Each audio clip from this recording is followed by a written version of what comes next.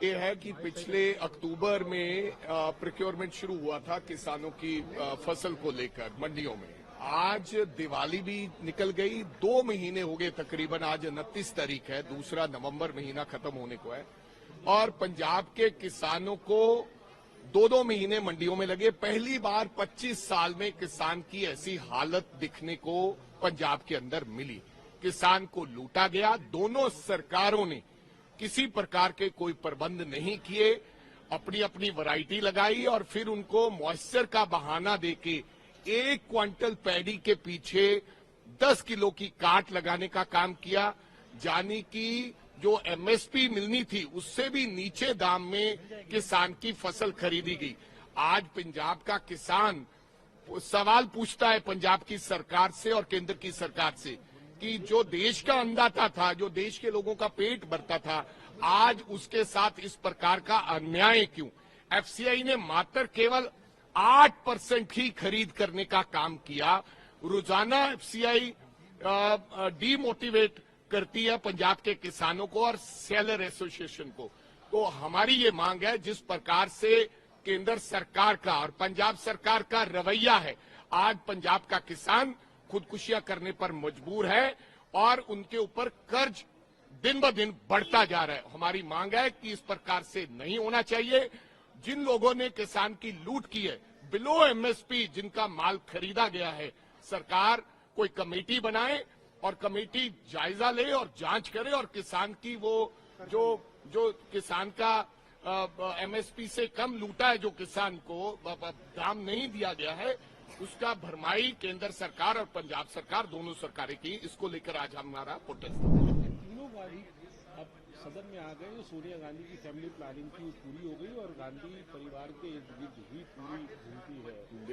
देखो कोई और बात कहे तो किसी की बात सुनी जा सकती है। जिस प्रकार से प्रियंका गांधी ने देश के लिए, देश के लोगों के लिए अपनी आवाज बुलंद की, हमेशा लड़ी और हर वो अन्याय के खिलाफ खड़ी रही प्रियंका जी, तो मेरे को लगता है ये देश के लोगों की डिमांड थी कि प्रियंका गांधी सक्रिय राजनीति में आए। ये परिवार की डिमांड नहीं थी, ये देश के लोगों की डिमांड थी।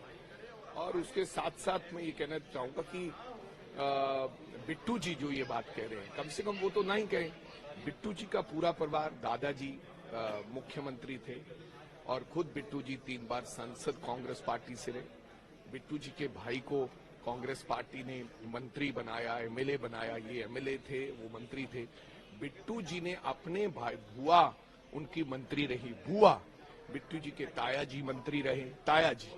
बिट्टू जी के भाई, एक मौका मिला, उन्होंने उनको पुलिस में डीएसपी लगा दिया कि पिताजी का, बड़े सरदार बेअंत सिंह जी का जो असैसिनेशन हुआ, उसके बाद उनको ऑन दैट बिहाफ उन्होंने डीएसपी भी लगवा लिया कि पिछली सरकार में, कांग्रेस की सरकार में। अब जब बिट्टू जी ये बात कहेंगे तो लोग उनसे पहले ये सवाल पूछेंगे कि आपका तो पूरा परिवार, बल्कि मैं नहीं कहता कि, मैं नहीं ये कहना चाहता कि उनके भाई में कोई काबिलियत नहीं थी या किसी व्यक्ति में कोई काबिलियत नहीं थी, लेकिन मेरे कहने का मतलब, आप अगर ऐसी परिवारवाद की बात करोगे जिसका पूरा परिवार राजनीति में हो, बुआ, ताया, दादा, भाई और खुद आप, तो आप ऐसी बातें करते शोभा नहीं देते। और सोनिया गांधी जिन्होंने देश के लिए, मेरे को लगता है, त्याग किया है, कोई ऐसा व्यक्ति है जो देश की प्रधानमंत्री की कुर्सी छोड़ता है? सोनिया गांधी जी ने इस देश के लोगों के लिए, इस देश के लिए एक सरदार को देश का प्रधानमंत्री बनाया और खुद वो कुर्सी छोड़ी। कोई छोटे से छोटी जगह छोड़ने के लिए तैयार नहीं है राजनीति में। आज मोदी जी कोई जगह छोड़ रहे हैं क्या? कोई मंत्री छोड़ रहा है? तो मेरे कहने का मतलब, सोनिया गांधी के बारे में ऐसी टिप्पणी करनी और उस परिवार के बारे में जिन्होंने मतलब पिछले 40 साल से विधवापन काटा, इस देश के लिए अपने पति की मतलब खून दिया है, उसके बारे में ऐसी बात। और बिट्टू जी उसी सोनिया गांधी जी के पांव हाथ छूते थे और कहते थे, मैडम मेरे खून का कतरा कतरा भी आपके लिए। बीजेपी को खुश करने के लिए ऐसी बातें करनी अच्छी नहीं है।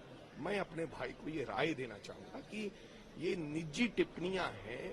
आपको लगता है कि मैं निजी टिप्पणियां करके बीजेपी के और नजदीक हो जाऊंगा? नहीं, आपको काम करना चाहिए। आपको रेलवे मंत्रालय दिया है, आप पंजाब के लिए करें, आप देश के लिए कुछ करें, अच्छी स्कीम लेकर आए और कुछ नया। आप जिस दिन से रेलवे मंत्री बने, आप एक दिन भी लोकसभा में बोले नहीं अभी तक आपने कुछ कहा नहीं है, रेल के रोज हादसे होते हैं, आपको मतलब कि बोलने का मौका नहीं दिया जा रहा। क्यों नहीं दिया जा रहा है? क्योंकि आपको वो कैपेबल नहीं समझते कि बिट्टू संभाल लेगा पार्लियामेंट में। नहीं तो आप एमओएस हैं, सब एमओएस ने आके अपनी बात रखते हैं, लेकिन आपने एक दिन भी बोला नहीं, क्योंकि आपको पता होता है आप जब सेशन होता है बिट्टू जी गायब हो जाते हैं, क्योंकि उनको लगता है कि जवाब कैसे दूंगा खड़ा होके। तो अपनी नाकामियां छुपाने के लिए आप ऐसी टिप्पणियां करते हो ताजो आप मीडिया में शायर हो। ऐसा मत करो बिट्टू भाई, ये आपके लिए अच्छा नहीं है और ये देश के लिए और पॉलिटिक्स के लिए अच्छा है।